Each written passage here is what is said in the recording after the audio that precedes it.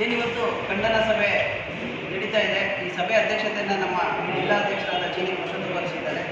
ಹಾಗೆ ಈ ಒಂದು ಸಭೆಯಲ್ಲಿ ನಮ್ಮ ಜಿಲ್ಲಾ ಕಾರ್ಯದರ್ಶಿ ಸತೀಶ್ ಅವರು, ನಮ್ಮ ಜಿಲ್ಲಾ ನಿರ್ದೇಶಕರಾದ ಪರಮೇಶ್ವರ್ ಅವರು, ನಮ್ಮ ಜಿಲ್ಲಾ ನಿರ್ದೇಶಕ ನಾಗರಾಜ್ ಅವರು ಮತ್ತು ನಮ್ಮ ಜಿಲ್ಲಾ ನಾಮಿನಿ ನಿರ್ದೇಶಕರಾದ ಸುರೇಶ್ ಅವರು ಈ ಒಂದು ಸಭೆಗೆ ಭಾಗವಹಿಸಿದ್ದಾರೆ.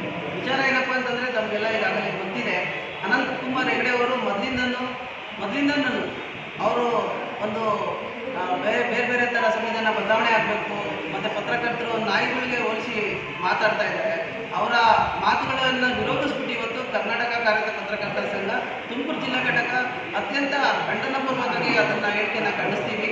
ಯಾಕಂದರೆ ಇತ್ತೀಚಿನ ಒಂದು ಸಭೆಯಲ್ಲಿ ಅವರು ಹೇಳ್ತಾರೆ, BJP ಕಾರ್ಯಕರ್ತರ ಸಭೆಯಲ್ಲಿ ಆನೆ ಹೋಗ್ತಾ ಇರುತ್ತೆ, ನಾಯಿಗಳು ಪತ್ರಿಕೆಯವರು ಮಾಧ್ಯಮದವರು ನಾಯಿಗಳಿದ್ದಂತೆ, ನಾಯಿಗಳು ಬಗಳಿದ್ರೆ ನಮಗೇನು ಆಗಲ್ಲ, ನಾವೆಲ್ಲರೂ ನಮ್ಮ ಕೆಲಸ ನಾವು ಮಾಡ್ತಾ ಇರಬೇಕು ಅನ್ನೋ ಹೇಳಿಕೆನ ಹೇಳ್ತಾರೆ. ಮತ್ತು ಇನ್ನೊಂದು ಸಂದರ್ಭದಲ್ಲಿ ಹೇಳ್ತಾರೆ, ಏನು ಸಂವಿಧಾನ ಬದಲಾವಣೆ ಮಾಡೋದಕ್ಕೇನೆ ನಾವಿರೋದು, ನಮ್ಮ ಪಕ್ಷ ಇರೋದು ಅಂತ ಹೇಳ್ತಾರೆ. ಆದ್ದರಿಂದ ಈ ಒಂದು ಮಾಡಬೇಕು ಅಂತೇಳಿ ಅವರು ಮಾತನಾಡ್ತಾ ಇದ್ದಾರೆ.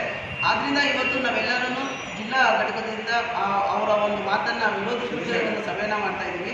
ಈ ಸಭೆಯ ಕುರಿತು ನಮ್ಮ ಜಿಲ್ಲಾಧ್ಯಕ್ಷರ ಚೀನಿ ಪುರುಷೋತ್ತಮ ಅವರು ಮಾತಾಡ್ತಾರೆ. ಇವತ್ತು ನಾವು ಪ್ರಜಾಪ್ರಭುತ್ವ ವ್ಯವಸ್ಥೆಯಲ್ಲಿ ಪ್ರಮುಖವಾದ ಅಂಗ ಮಾಧ್ಯಮ, ಪತ್ರಿಕಾ ರಂಗ ಇರ್ಬೋದು, ದೃಶ್ಯ ಮಾಧ್ಯಮಗಳಿರ್ಬೋದು. ಇವತ್ತು ಸಮಾಜದ ಅನುಕೂಲಗಳ ಸ್ಥಿತಿ ಪ್ರಜಾಪ್ರಭುತ್ವ ವ್ಯವಸ್ಥೆಯಿಂದ ಸರಿದಾರಿಗೆ ತರುವಂಥ ಒಂದು ವ್ಯವಸ್ಥೆ ಇರೋದು ಮಾಧ್ಯಮ.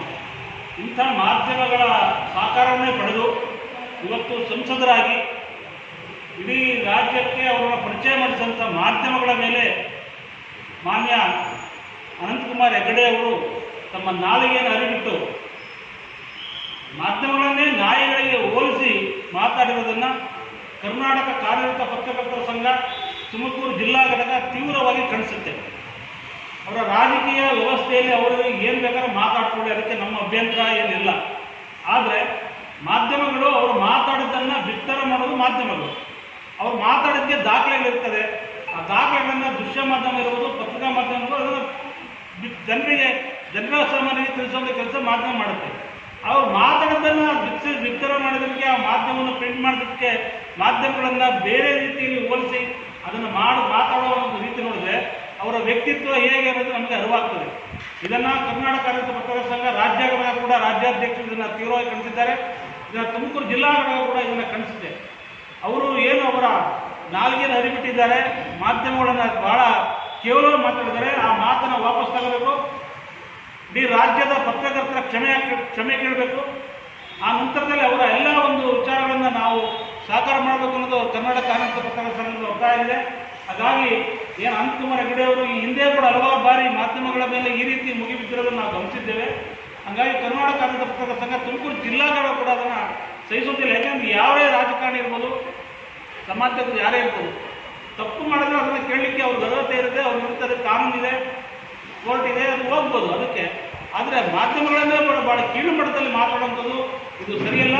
ಇದನ್ನು ನಾವು ಖಂಡಿಸ್ತೇವೆ ಅಂತ ಹೇಳ್ತಾ, ತುಮಕೂರು ಜಿಲ್ಲಾ ಘಟಕದಿಂದ ಕೂಡ ನಾವು ನಾಳೆ ಮನೆ ಜಿಲ್ಲಾಧಿಕಾರಿಗಳಿಗೆ ಕೂಡ ಇದ್ರ ಬಗ್ಗೆ ಒಂದು ಮನವಿಯನ್ನು ಕೂಡ ನಾವು ಜಿಲ್ಲಾ ಘಟಕದಿಂದ ಕೂಡ ನೀಡ್ತಾ ಇದ್ದೇವೆ.